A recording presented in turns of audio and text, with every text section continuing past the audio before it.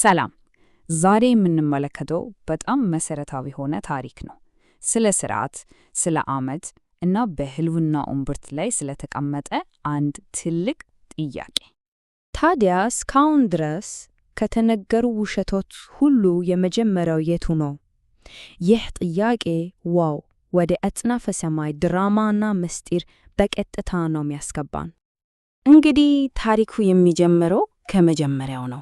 አስቡት፣ አጽናፈ ሰማይ ገና ሲጀመር ማለት ነው። በዛን ጊዜ የነበረው አስተዳደር በኃይል ላይ የተመሰረተ አልነበረም፣ በፍጹም። ይልቁንስ በአንድ መሰረታዊ መርህ ላይ የተገነባ ነበር። ይሄ ማለት ምን ማለት ነው? ምንጮቹ እንደሚሉት አጽናፈ ሰማይ የሚመራው ከመለኮታዊ ዙፋን ነበር።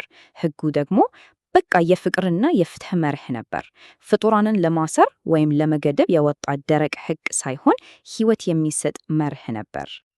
ሁሉም ነገር እንዲህ ሰላም በሰላም በቀጠለበት ሁኔታ ውስጥ ነው እንግዲህ የታሪኩ ዋና ተቃራኒ ገጸ ባህሪ ብቅ የሚለው። እናም የአጽናፈ ሰማይን ስምምነት የሰበረው ግጭት የሚጀምረው ከዚህ ነው። እየተነጋገርን ያለነው ስለ ሉሲፈር ነው። ሉሲፈር ከመላእክት ሁሉ በላይ ፍጹም ሆኖ የተፈጠረ ከፍተኛ ቦታ የነበረው ፍጡር ነው። ነገር ግን በልቡ ውስጥ አንድ አዲስ ምኞት ቀስ በቀስ ማቆጥቆጥ ጀመረ። ይህም ዙፋኑን ማገልገል ሳይሆን ዙፋኑን ለራሱ መቆጣጠር። የዓመፁ ጥንስስ ይሄ ነበር። ምኞቱ ምን ያህል ትልቅ እንደነበር ለማየት በኢሳይያስ 14 ላይ የተጻፈውን የልቡን ሐሳብ ማየት እንችላለን። እንዲህ ነው የሚለው፣ ወደ ሰማይ አርጋለሁ፣ ዙፋኔንም ከእግዚአብሔር ከዋክብት በላይ ከፍ ከፍ አደርጋለሁ። አሰቡት፣ ከፍጡራን ሁሉ በላይ ራሱን ለማስቀመጥ ነው ያሰበው። እና ይቀጥላል፣ ከዳመናዎች ከፍታ በላይ አርጋለሁ፣ ራሴንም እንደ ልዑል አደርጋለሁ። ይህ ነው እንግዲህ የመጨረሻው ግቡ፣ መለኮታዊን ስልጣን መንጠቅ፣ ከፈጣሪው ጋር እኩል መሆን።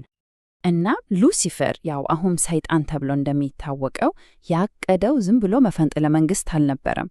ከዛ የከፋ ነበር። ጥቃቱ በቀጥታ በእግዚአብሔር ባህሪ ላይ ያነጣጠረ በጣም ኃይለኛ የሆነ የሐሳብ ጥቃት ነበር። የክሱ ዋና ማጠንጠኛ ይሄ ነው። በጣም ወሳኝ ነጥብ ነው። የእግዚአብሔር ሕግ ለሕይወት ነው ይላል አንደኛው ወገን፣ ሰይጣን ደግሞ አይደለም የሞት ደንብ ነው ይላል። አንደኛው በፍቅር ላይ የተመሰረተ ነው ሲል፣ ሰይጣን ፍትሐዊ ያልሆነ እና በፍጹም ሊጠበቅ የማይችል ነው በማለት ነው የተከራከረው።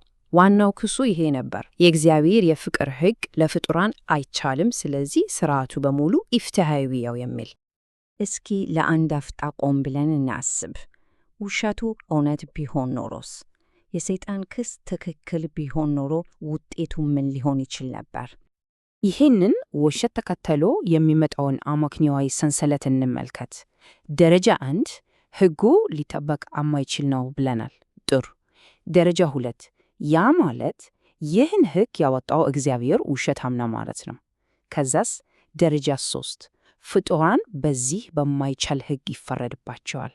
መጨረሻ ላይ ደረጃ 4 ይህ ማለት ደግሞ እግዚአብሔር ነፍሰ ገዳይ ነው ማለት ነው። አያችሁ አይደል? የክሱ ክብደትና አደገኝነት እዚህ ላይ ነው ያለው። እሺ፣ ይህ ሁሉ ነገር ከተፈጠረ በኋላ የአመቹ ዋጋ ምን ነበረ? ፈጣን ውጤቱስ? ውጤቱ ፈጣን ነበር። አመፃውን የመሩት ሉሲፌርና እሱን የተከተሉት መላእክት ከነበሩበት ቦታ ተባረሩ። ምንጮቹ እንደሚሉት እስከ ፍርዱ ቀን ድረስ በጨለማና በሁከት ውስጥ እንዲቆዩ ተወሰነባቸው። ይህ ጨለማ ተብሎ የተገለጸው ቦታ ምድር ገና ቅርጽ ሳትይዝ በነበረችበት የቀደመው ሁኔታዋ እንደሆነም ይነገራል።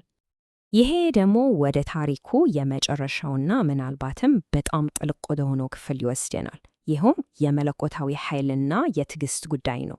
አንድ እንቆቅልሽ ነገር አለው። እናም እዚህ ጋ ነው ትልቁ ጥያቄ የሚነሳው። ሁሉን ማድረግ የሚችል አምላክ አመፅን በአንድ ሐሳብ ብቻ ሊያጠፋው ይችል ነበር። ታዲያ ለምን አላደረገው? ለምን አመነታ? መልሱ ምንጮቻችን እንደሚነግሩን መዘግየቱ ስልታዊ ነበር። እስኪ ምክንያቶቹን እንያቸው። አንደኛ፣ የሰይጣን ክስ እውነት ይሆን ውሸት ሌሎቹ መላእክት ገና አላረጋገጡም ነበር። ሁለተኛ፣ ሰይጣንን በቅጽበት ማጥፋት እውነትን በጉልበት ለማፈን እንደተሞከረ ሊያስመስልበት ይችል ነበር። እንዲህ ቢሆን ኖሮ ደግሞ መፍትሄው ፍርሃትና ጥርጣሬን ይፈጥራል እንጂ እውነተኛ ሰላም አያመጣም። ይሄ ጥርጣሬ ደግሞ ለወደፊቱ ሌላ ዓመት ሊፈጥር ይችላል። ስለዚህ ዋናው ነገር ውሸታሙን ማጥፋት ሳይሆን ውሸቱ ራሱ ውሸት መሆኑን ለአጽናፈ ሰማይ ሁሉ ማሳየት ነበር። እንግዲህ ትንታኔያችንን የምንደምድመው በዚህ ከባድ ጥያቄ ነው። ኃይል ሳይጠቀሙ አንድን ውሸት ማሸነፍ የሚቻለው እንዴት ነው? ክሱ በሐሳብ ደረጃ የቀረበ ነው። መልሱም በዛው ልክ መሆን አለበት። ይህ ጥያቄ የግጭቱን ዋና አጣብቂኝ የሚያጠቃልል እና ሁላችንም በጥልቀት እንድናስብበት የሚጋብዝ ነው።